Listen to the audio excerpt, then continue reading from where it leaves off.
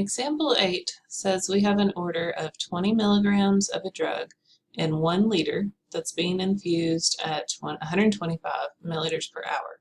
Find the hourly amount of drug that's being infused.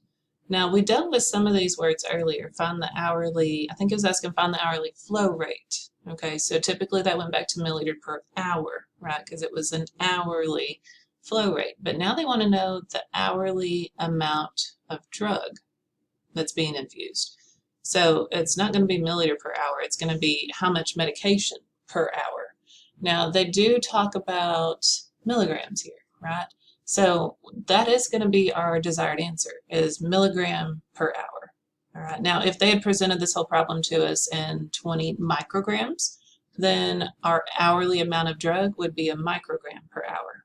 Okay, so we're working with whatever milligram, microgram, gram, whatever way they present that to you. That's going to be what you turn into your hourly amount of drug. Okay.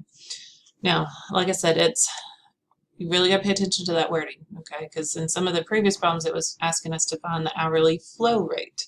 Okay, now that would have typically been 125 milliliters per hour, but that's a milliliter per hour. That's not the amount of drug that they're getting per hour, okay?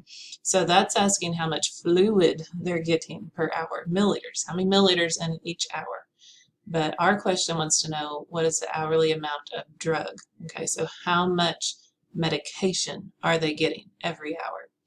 Now again, I went with the milligram here because that's the way the problem was presented to us. But if that said 20 grams of a drug, then your desired answer would be gram per hour.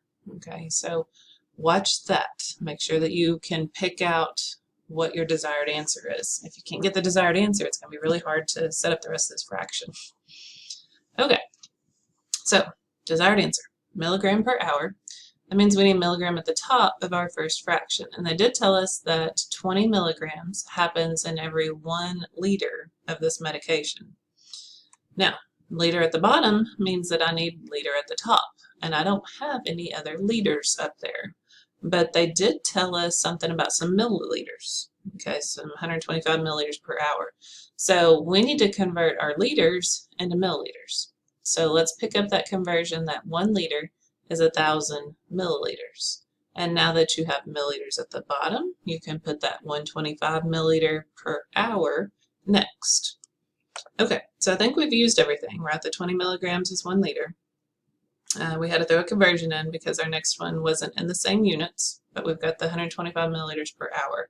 So are we done? Let's look back at our units. The liters get to cancel, the milliliters get to cancel, so we have milligram on top and hour on bottom. And that is our desired answer. So yes, I think we are finished. Let's go ahead and multiply the top, multiply the bottom, and divide. So we should wind up with a 2.5 milligram per hour. Okay, so your patient is getting 2.5 milligrams of medication for every hour that this IV runs. It runs at 125 milliliter per hour. So they're getting 125 milliliters of fluid. But in that 125 milliliters, they're only getting 2.5 milligrams of medication. Does that make sense?